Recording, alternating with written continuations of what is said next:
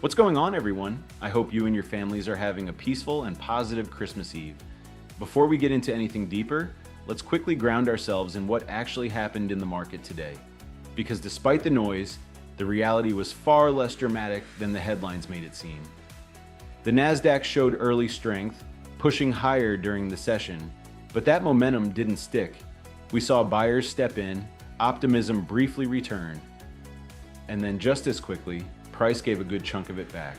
By the close, the day ended more or less flat. No breakout, no collapse, just another reminder that this market is still fragile under the surface. And remember, tomorrow the market is fully closed for Christmas, so don't expect any surprises there. Trading resumes Friday, and yes, we'll be back live as soon as the market opens.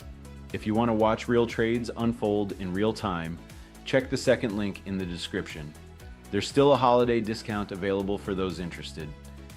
Now, let's talk about something that does matter for the bigger picture. Fresh headlines dropped today involving President Trump and the Federal Reserve.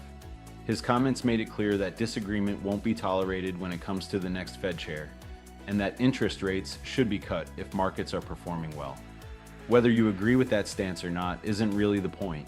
The problem for markets is uncertainty. Markets don't like confusion. They don't like mixed signals. And when political pressure begins to overshadow independent monetary policy, investors start asking uncomfortable questions. That uncertainty doesn't show up immediately, but it always shows up eventually. And that brings us to the next major signal flashing quietly in the background. Gold has had an incredible run, not just recently, but over the long term.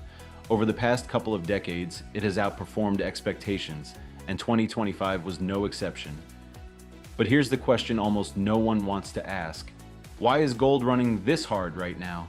Gold doesn't explode higher during times of confidence. Gold moves when fear, hedging, and uncertainty creep into the system.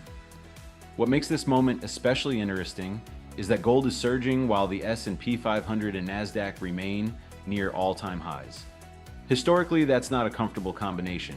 It doesn't mean a crash is guaranteed, but it does suggest that smart money is quietly preparing for something. If you've never studied what usually happens before gold accelerates like this, I highly recommend you do.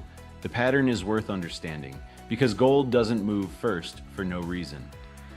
Now let's address the elephant in the room. Bitcoin is down this year, while gold is massively up, and yet many still call Bitcoin digital gold. But here's the uncomfortable truth. Bitcoin does not trade like gold. It never has. When markets fall, Bitcoin doesn't protect portfolios. It amplifies losses. Every major market downturn has shown the same thing. Bitcoin collapses far harder than equities. We've seen this cycle again and again. 70%, 75%, even 80% drawdowns during broader market stress. This isn't opinion, it's historical behavior. So ask yourself this. If Bitcoin struggles during strong markets, what happens when conditions actually worsen? That's why I'm far more interested in patience than hype. Now let's talk about something far more concerning, MicroStrategy and its current behavior. Here's a basic rule of healthy businesses. When a company believes in its future and its stock is undervalued, it buys back shares. What doesn't it do? It doesn't dilute investors at depressed prices. Yet that's exactly what we're seeing. Instead of buying confidence, MicroStrategy is selling equity to build cash reserves. That's not a growth move, that's a survival move. For years, the strategy was simple. Sell stock near highs, buy Bitcoin refinance when conditions were favorable, but refinancing becomes dangerous when the stock weakens. And when survival becomes the priority, the narrative changes. If Bitcoin was truly the unstoppable asset it's claimed to be, why sit on massive cash positions?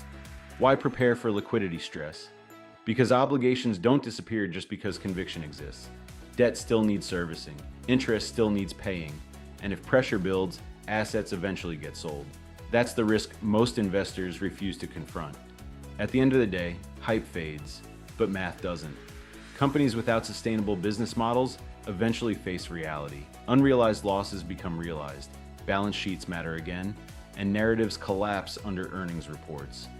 That's why I'm watching this space very carefully going into 2026. Not to chase, not to panic, but to prepare. And that brings me to something important. If you're looking for a place where every stock is going to the moon, this isn't it. We don't sell dreams here. We manage risk. We don't just talk about upside, we prepare for downside.